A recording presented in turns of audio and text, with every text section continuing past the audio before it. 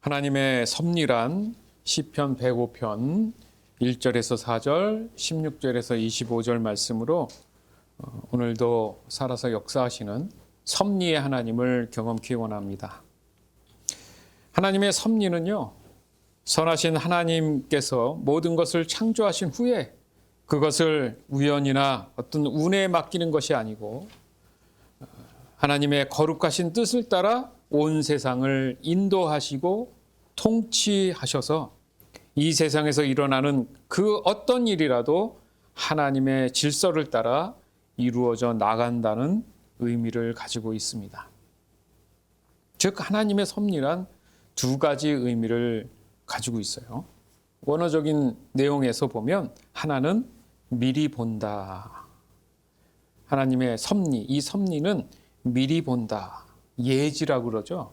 그 의미를 가지고 있고요. 또 하나는 미리 알고 대책을 세운다. 미리 알고 대책을 세운다.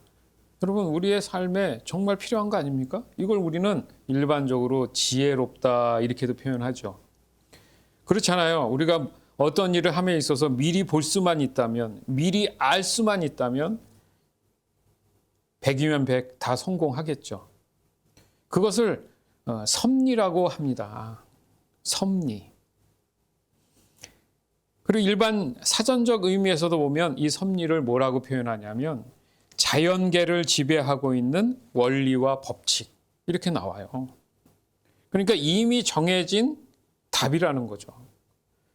이미 프로세싱 되어 있어서 그 원리와 법칙을 따라 움직여야지만이 지극히 정상적인 모습을 유지하게 된다라는 의미잖아요.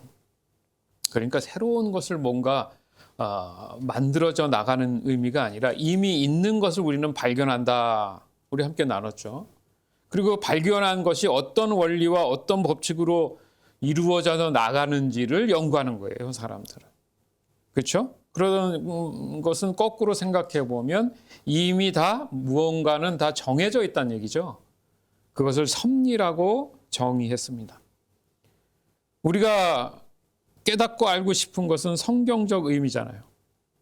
다시 한번 성경적 의미로 보면 이 섭리라는 것은 하나님 자신 또는 하나님의 형상을 따라 만든 사람 그리고 모든 만물 이렇게 존재하는 피조물에 대한 계획과 의도를 말씀하십니다.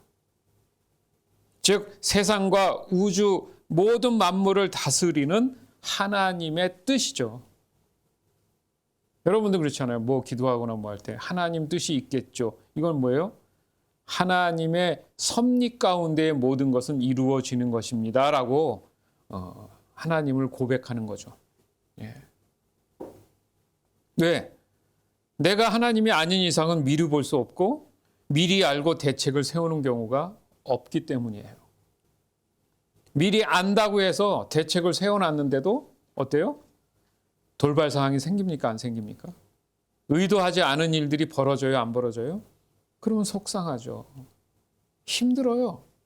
그런 거 보면 우리는 어떤 섭리에 의해서 움직이는 것이 아니라 지금 당장에 일어나는 일에 대해서 반응하는 경우가 대부분이라는 거죠. 그래서 성경을 보면 섭리라는 이런 직접적인 이 단어, 용어는 사용되지 않습니다. 다만 우리가 말씀과 그 내용을 보면 세상의 모든 일과 사람에 대한 하나님의 통치와 돌보심이 있다라는 사실을 우리가 늘 그죠 접하죠. 많은 사건과 인물을 통해서 알게 된다는 거죠. 시편 33편 11절에서 14절, 마태복음 6장 7절에서 9절, 에베소서 1장 8절에서 11절. 여호와의 계획은 언제까지나 한결같고 그분의 뜻은 영원히 변하지 않을 것입니다. 여호와를 자기 하나님으로 모신 나라는 행복한 나라입니다. 하나님께서 자기 백성으로 삼으신 민족은 행복한 민족입니다. 여호와께서 하늘에서 세상을 내려다보시고 사람들 한 사람 한 사람을 보고 계십니다. 하늘에 계신 주님은 땅 위의 사람들 모두를 지켜보십니다. 기도할 때에 이방 사람들처럼 아무 의미 없는 말을 되풀이하지 마라. 그들은 많이 말해야 하나님께서 들어주실 것으로 생각한다. 그들을 닮지 마라. 너희 아버지께서는 구하기도 전에 너희에게 무엇이 필요한지 이미 아신다.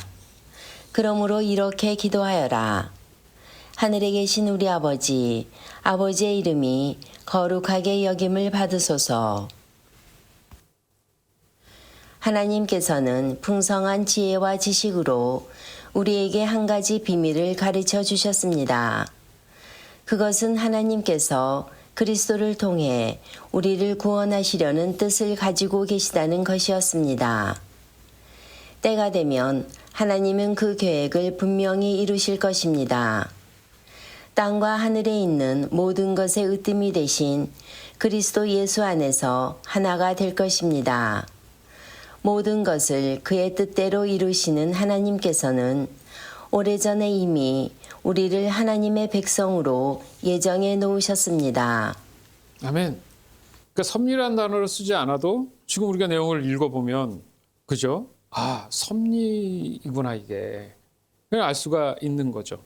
왜요? 여호와의 계획은 언제나 한결같다. 그죠? 어떤 질서 가운데에 원리 가운데 법칙 가운데에 늘 하나님께서 함께 하시고 그 섭리를 알아야지 잘 살 수 있다라는 말이 시편 33편 12절의 말씀처럼 여호와를 자기 하나님으로 모신 나라는 어떤 나라예요?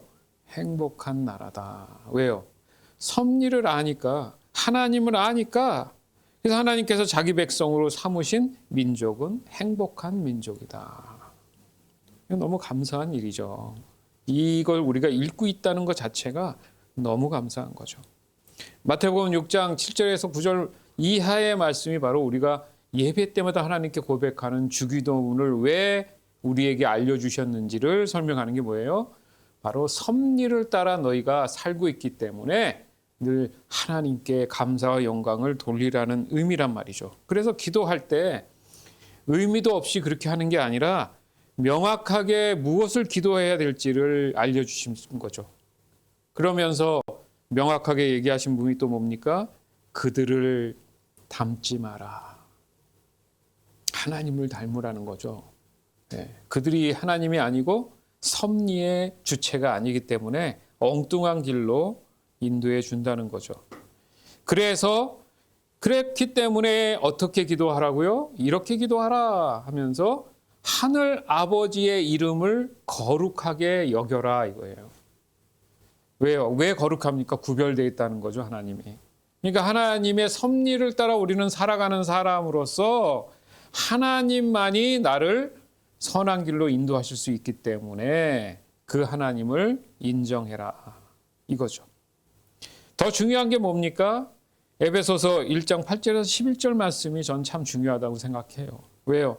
하나님께서 풍성한 지혜와 지식으로 이것은 섭리의 원리와 법칙을 알려주시는 거예요. 그 중에 한 가지 비밀을 알려주신다. 우리가 지난주에 나눴지만 예수님이 진리라고 했죠. 비밀, 가장 큰 비밀.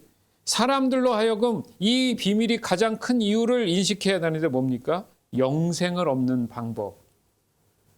사람들이요, 죽기 좋아합니까? 싫어합니까? 예? 사람들이 하도 그런 죽음에 대해서 연구하다 보니까 이제 어떤 전문 박사는 사람이 죽는 것은 이상한 게 아니라는 거예요. 예. 다음 자손을 위해서 그는 자연스럽게 그렇게 사라져 가야 된다는 그 논리까지 깨닫게 된 거예요. 왜? 이 사람이 이제 어떤 구원에 대한 그런 부분이 있는지 몰라도 고민하다 보니까 사람이 죽는 게 이상한 게 아니라는 거죠. 저희가 늘 나누지 않습니까? 죄로 인해서 사람은 자연스럽게 죽을 수밖에 없는 것이 저주인데 그걸 안간힘을 힘을 써서 안 죽으려고 하면은 더 힘들죠. 받아들이지 못한다는 거잖아요. 그렇죠? 그렇기 때문에 사람에게서 가장 절실하고 절박하고 진짜 소망이고 진리가 되는 비밀은 영생함을 얻는 게 돼야 된다고 늘 우리가 나누지 않습니까? 바로 이 얘기를 하시는 거예요. 비밀을 알려주겠다. 그리스도를 통해 구원자를 통해서 우리가 구원을 받으려는 뜻을 갖고 계신다. 이게 하나님의 섭리란 말이죠. 우리를 향한. 그래서 그리스도인들은 구원받은 삶을 살아야 됩니다라고 얘기를 하는 거죠. 그것을 유지해야 된다고 얘기하는 거죠. 그렇게 되면 때가 되면 하나님은 그 계획을 분명히 이루신다. 아까도 우리가 섭리에 대한 원어의 뜻이 뭐라 그랬죠? 미리 본다, 미리 알고 대책을 세운다. 이걸 누가 하십니까? 사람은 못하지만 하나님이 하신다. 할렐루야. 그러니 우리가 절대 하나님께 순종하며 살아가야 되는 이유가 명확한 거죠. 그렇죠? 그래서 땅과 하늘에 있는 모든 것들의 으뜸 되시는, 우리가 만왕의 왕으로 마태복음을 나눴잖아요. 그리스도 예수 안에 하나가 될 것이다. 할렐루야. 예. 모든 것을 하나님의 뜻대로 이루시는 그 하나님께서는 오래전부터 이미 우리를 하나님의 백성으로 예정. 그러니까 이미 하나님의 섭리는 우리의 창조로부터 마지막까지 모든 섭리 가운데, 질서 가운데 두셨다는 거예요. 할렐루야. 그러니까 내가 이제 후반부에 얘기하겠지만 뭘 해야 되고 머리 아프고 골치 아프잖아요. 그거 성경 예수님이 뭐라고 하세요? 야, 네가 걱정한다고 한지 하나 더 하겠느냐? 내일 일은 내일에게 맡겨라. 이게 무슨 말이에요? 내일이 뭐예요? 하나님이시잖아요. 하나님이 내일을 아시는 분이잖아요. 예지. 하나님께 맡기라는 거예요. 너가 아무리 고민해도 안 될 문제를 뭐 그렇게 스트레스 받아서 몸을 축을 내느냐. 그래서 내가 기도하라고 하지 않았느냐. 기도를 안 하잖아요. 근데 걱정 근심을 더 한다고 해서 해결이 되면 걱정 근심을 해야겠죠. 근데 그러지 말라고 성경은 분명히 말씀하시고, 그것은 하나님의 섭리가 아니다. 자신의 욕심이다라고 성경은 말씀하시죠. 이렇듯 우리 모두의 신앙에 있어서 지금 일어나는 그런 것들에 대해서 하나님의 섭리 안에서 살아가고 있음을 우리가 믿음으로 받아들이는 것이 매우 중요한 겁니다. 굉장히 중요한 문제예요. 그래서 성경은 잠언 16장 9절에서 우리가 자주 인용해서 말씀하시죠. 사람이 마음으로 자기의 계획을 세울지라도 그 걸음을 인도하는 자는 구원자 되시는 여호와 하나님이시다. 할렐루야. 이 사실을 우리가 모르는 게 아닌데 왜 자꾸 나는 내 스스로 나의 계획을 세워나갈까?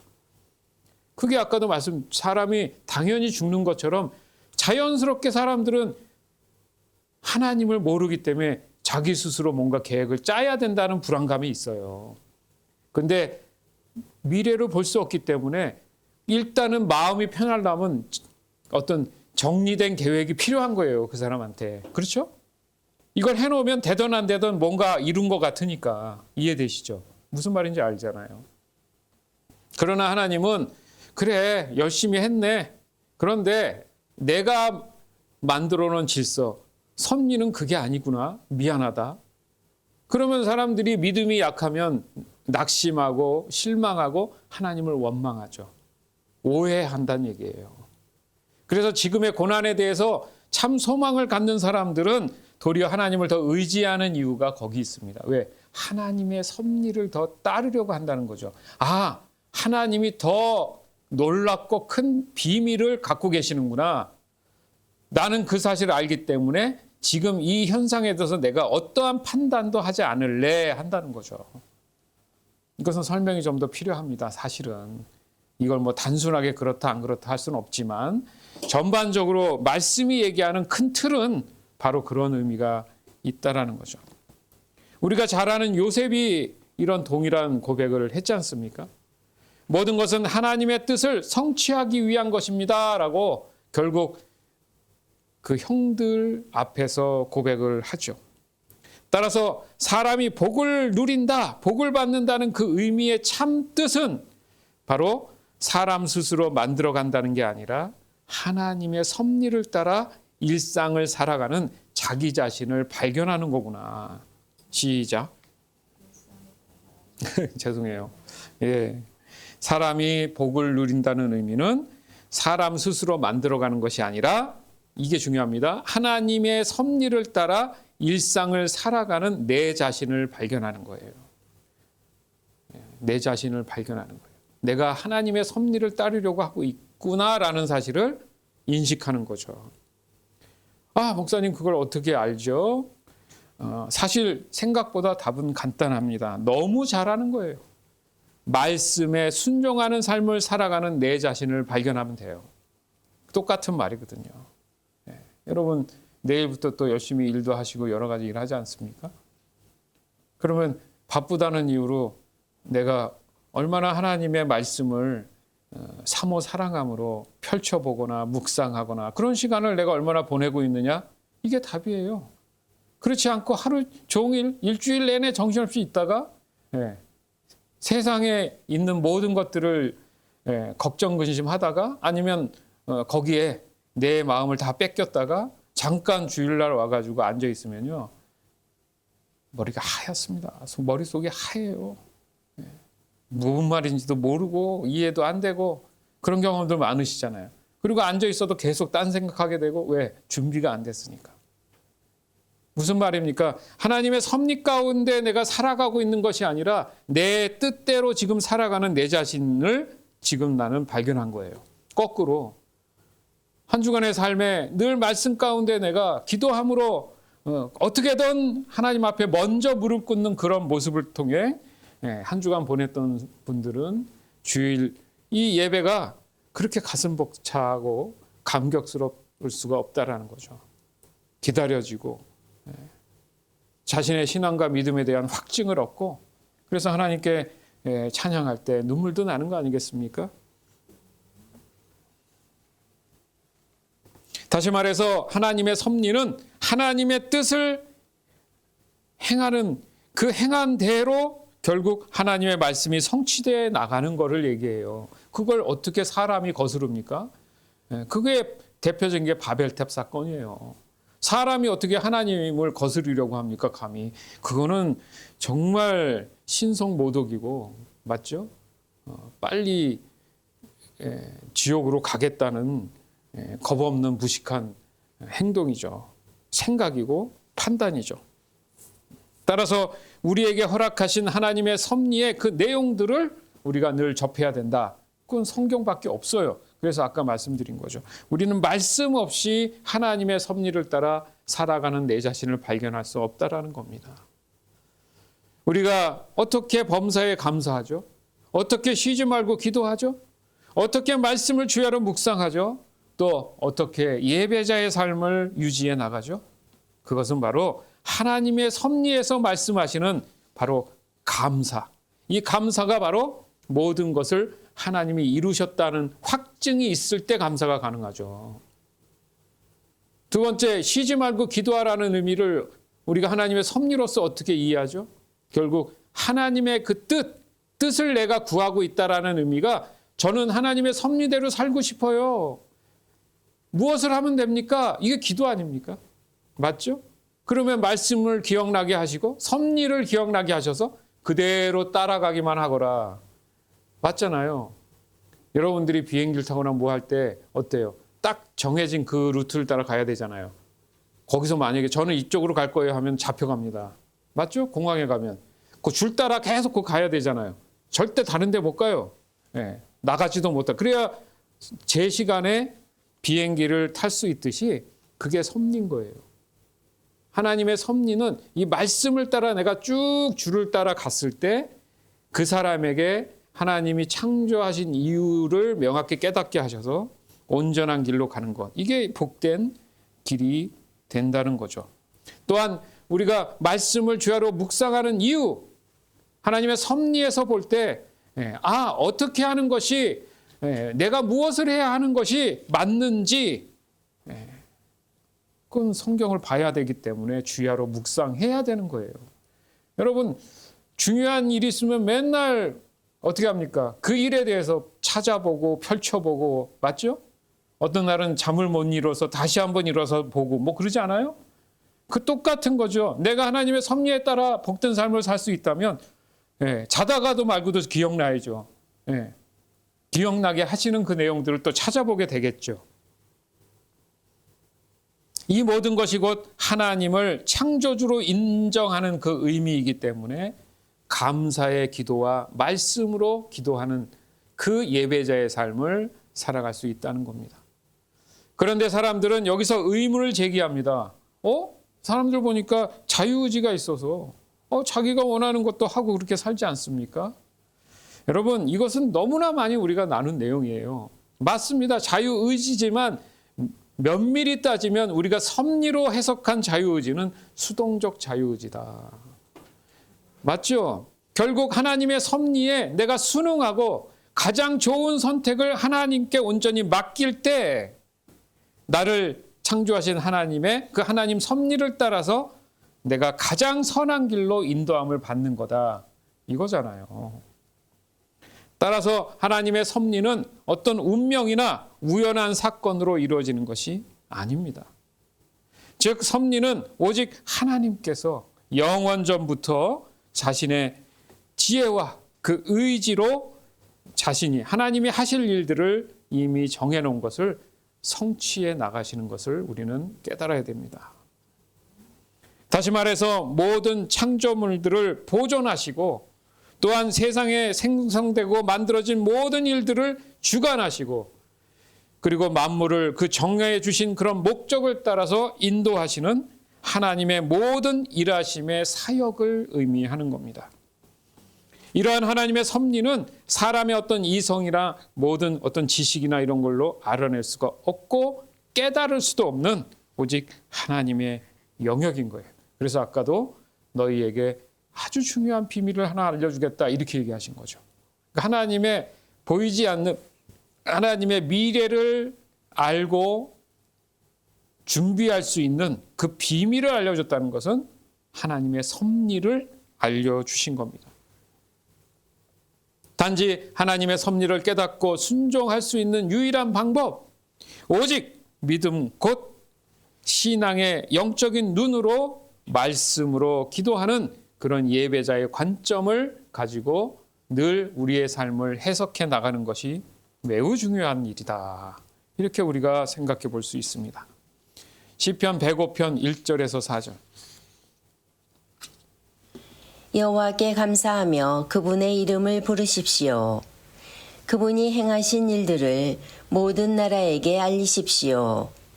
주께 노래하고 그분께 찬양을 드리십시오. 그가 행하신 놀라운 일들을 전하십시오. 그분의 거룩한 이름은 영광스럽습니다. 여호와를 찾는 자들은 마음이 기쁠 것입니다. 여호와를 찾고 그분의 능력을 간절히 구하십시오. 그분 곁을 떠나지 마십시오. 아멘. 그분 곁을 떠나지 마십시오. 이 섭리에서 떠나지 마십시오. 큰일 납니다. 이탈되면 위험합니다. 그런데 지금 시편 105편 1절에서 4절까지 말씀 보면 여기에 우리가 올해 내년에도 계속 다른 방법으로 저희가 함께 또 1년을 보낼 텐데 말씀으로 기도하는 예배자의 모습을 늘 갖추고 살아가십시오라는 말씀이 있어요. 하나님의 섭리를 깨닫는 사람은 스스로 자기 자신도 그렇지만 보여지는 어떤 신앙의 모습이 있다라는 거죠. 그게 곧 저와 여러분의 모습인 거예요.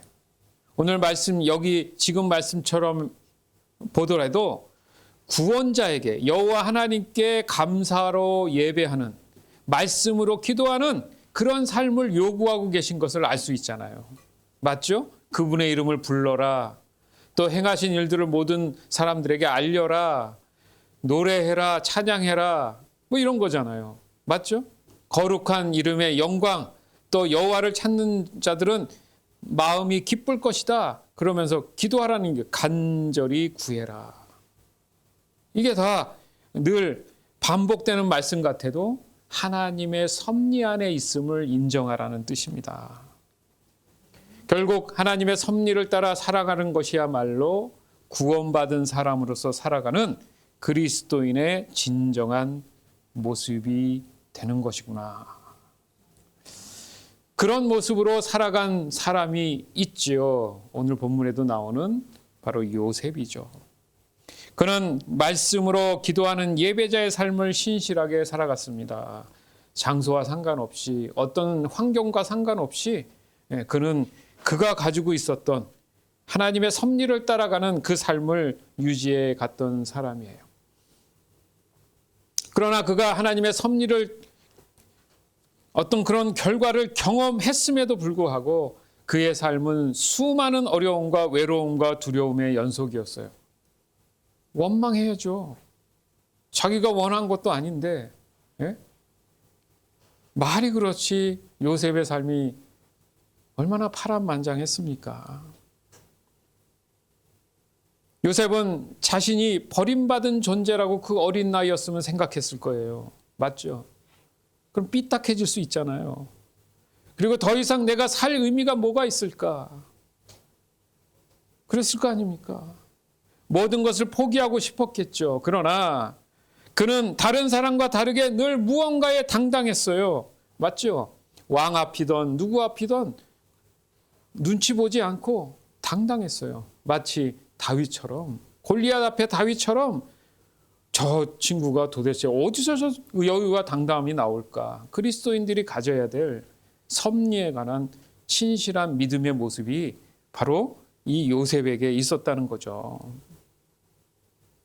그리고 요셉이 아무리 그가 이집트의 총리가 됐을지라도 결코 하나님의 섭리가 거기서 내가 하나님께서 총리로 이렇게 세워주시려고 이제 앞으로 꽃길만 있네?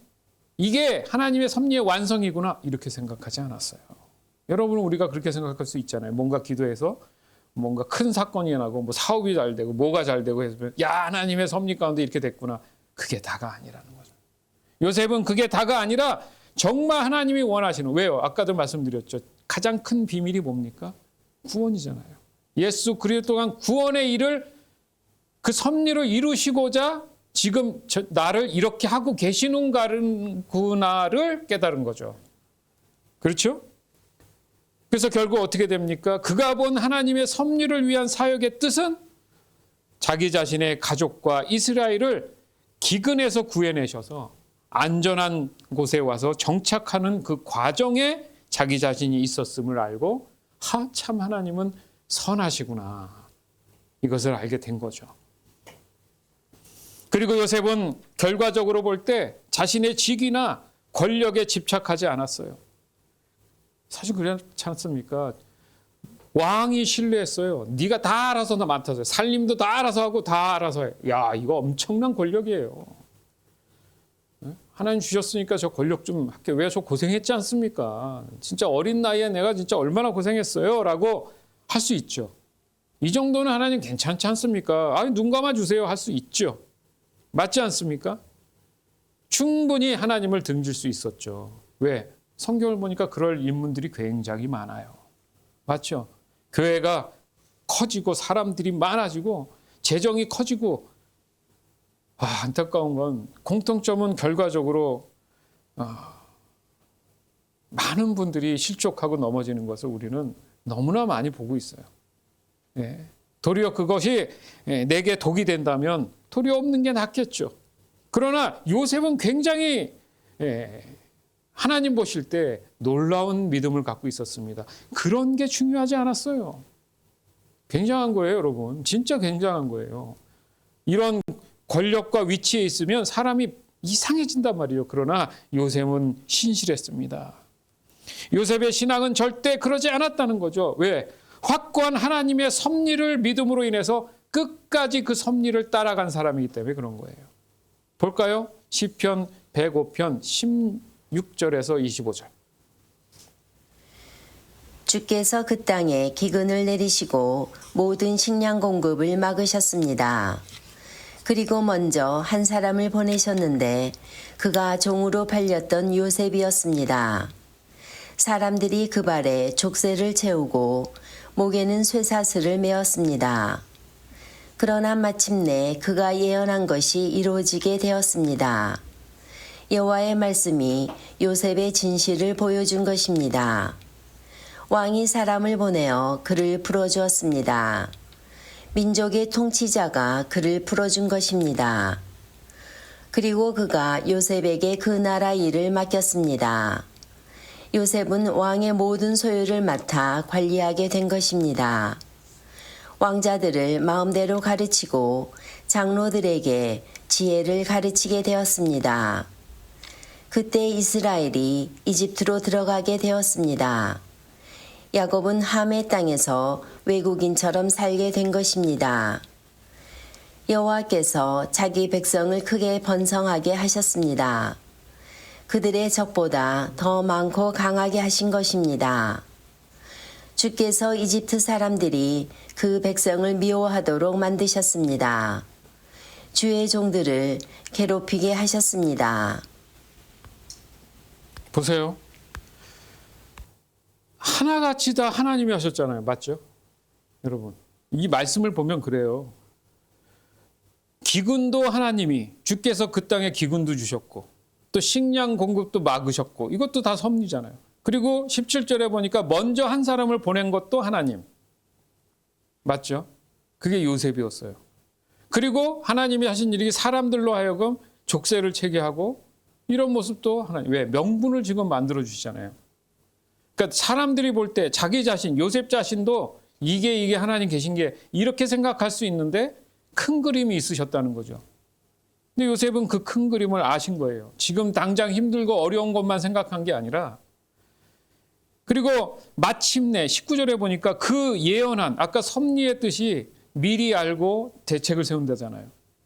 예언한 것 바로 하나님의 섭리가 이루어졌습니다. 자, 이것을 하기 위해서 하나님께서 해 주신 겁니다 하면서 무슨 말을 하냐면 여호와 말씀이 하나님의 뜻, 하나님의 섭리가 요셉을 통해서 진짜 이유를 알려주셨습니다. 자, 설명하고 있잖아요, 지금. 계속됩니다. 20절에도 하나님께서 그 민족들의 통치자를 통해서 그를 풀게 하셨다. 자, 왕이니까 가능하잖아요. 근데 그 왕이 스스로 한 게 아니라 하나님께서 그 왕의 마음을 또 움직이신 거예요, 여러분. 그러니까 믿지 않는 사람들은 알아서 살기 때문에 하나님의 섭리가 없다 이게 아니라 믿지 않는 사람 또한 하나님의 섭리 안에 있는 거예요. 구원의 문제와 다른 거죠, 이건. 필요하시면 믿지 않는 이방인들도 들어 쓰시는 것처럼 여러분 삶 가운데에 내가 깨닫지 못하면 환경이 여러분을 자극할 수 있어요. 예? 이게 중요한 건데 자꾸 그 문제에 대해서만 보니까 시야가 좁으니까 신앙도 안 되고 일도 안 풀어져 나가는 거란 얘기죠. 깨달을 줄 믿습니다. 그래서 요셉에게 그 나라를 맡겼다. 이건 말도 안 되는 얘기입니다. 자기네 동족도 아니고, 예? 어린 나이에 포로로 노예로 잡혀와서 감옥에 있던 사람이 어떻게 한 나라의 살림을 맡습니까? 이거는 하나님밖에 못 하시죠. 하나님의 섭리밖에 가능한 거지. 안 그렇습니까? 이거는 불가능한 일이 가능해졌다는 것은 하나님이 그렇게 하셨다는 거잖아요. 그렇죠? 그때에 이스라엘 백성들이 이집트로 들어오게끔 했단 말이죠. 자, 이것을 위해서 먼저 요셉을 보낸 거예요. 여러분의 삶 가운데 내가 뭔가 먼저 그 일들을 감당해야 되고 힘들게 어려운 일들이 있었을 때 요셉을 좀 생각하세요. 더 큰 그림이 있으시구나. 믿음으로 이겨내자. 요셉이 했던 것처럼 하나님의 섭리는 결국 선한 모습으로 나에게 가장 복된 걸 주시기 위한 것이고 나뿐만 아니라 나와 함께하는 가족들에게도 하나님이 선한 열매로 함께 하시려고 하시는구나. 이거 말씀이니까 우리가 깨닫게 되죠. 재밌는 게 뭔지 압니까? 그렇게 해서 자기 백성을 번성케 하셨는데 25절 보니까 이제는 와 이제 여기까지구나. 하나님의 섭리가. 근데 그게 아니었어요. 25를 보니까 이집트 사람들이 이스라엘 사람들을 미워하도록 여기 보면 만드셨다. 이것도 섭리잖아요. 그러니까 이스라엘 사람들을 이집트 사람들 스스로가 야, 쟤네들 너무 많아졌어. 안 되겠다. 이게 아니라 미워하도록 만드신 분이 누구예요? 하나님이시죠. 여러분 삶 가운데 누가 미워하도록 하는 것은 하나님 또 어떤 섭리 가운데 하나님께서 그렇게 하신 거예요. 그렇죠? 말씀대로 보면 그래서 어떻게 주의 종들을 괴롭히게 하셨다. 야, 이거 하나님 이거 너무 하신 거 아닙니까? 아니요. 아까도 말씀드렸죠. 섭리, 더 큰 그림을 봐야죠. 이스라엘로 하여금 뭐 하시려고 합니까? 가나안. 이제 최후에 정착할 수 있는 가나안에 준비된 자들로서 이끌어 주시기 위해서 큰 그림이 있으셨다는 거죠. 요셉은 거기까지 쓰임 받은 거죠. 요셉의 섭리는 거기서 끝나죠. 맞죠? 그리고 등장하는 인물이 모세잖아요. 그러니까 하나님은 늘 한 사람을 세워서 이끌어 가시는 걸 알 수는 있어요. 그죠? 적어도 섭리 가운데에. 그렇지만 중요한 것은 우리의 신앙생활 안에 있어서의 우리의 모습 가운데에 뭔가 불편하고 내가 미움을 받고 또 괴롭힘을 받거나 그런 상황 속에서도 요셉처럼 그 섭리를 내가 신실하게 깨닫고 인식하고 받아들일 수만 있다면 여러분은 그 큰 그림 안에 하나님의 뜻을 발견하기 때문에 내가 말씀으로 순종하는 내 자신을 발견하기 때문에 여러분의 삶이 그렇게 마음 가운데 근심, 불편함이 없기 때문에 항상 범사에 감사할 수 있고 평안이 있을 수 있다라는 얘기입니다. 그러면 다른 사람에게도 그것이 좋은 영향으로 가기 때문에 늘 그 마음 안에 늘 하나님의 살아계심이 유지가 된다는 거죠. 이렇게 먼저 한 사람을 보내서 모든 하나님의 자녀들을 구원으로 이끄시는 하나님의 이 섭리, 무엇을 보여줍니까? 결과적으로 우리가 신약 성경을 보면 한 분 누구예요? 예수 그리스도를 보내셔서 모든 사람들로 하여금 영생으로 인도하려고 하셨던 거구나. 맞죠? 그리고 여러분들도 다 작은 예수가 돼서 보내심을 받는 분들이에요. 아멘? 그러면 그 섭리에 순종하며 따라가야지 하나님이 그 사람을 통해서 하나님의 큰 그림을 나타내고 보여주시는 겁니다. 정말 내 스스로 당장 죽을 것 같고 모든 것을 포기하고 싶고 이것이 왜 나만 겪는 고난이고 원망 아닌 원망하고 싶은 내 자신, 여러분 이것을 어떻게 믿음으로 지켜낼 수 있을까? 우리가 찬양을 통해서 이 가사를 통해서 다시 한번 하나님의 섭리를 우리가 인정해 보기를 원해요. 노래 잘 못해도 돼요. 가사 꼭 기억하면서 우리가 함께 따라해 보겠습니다.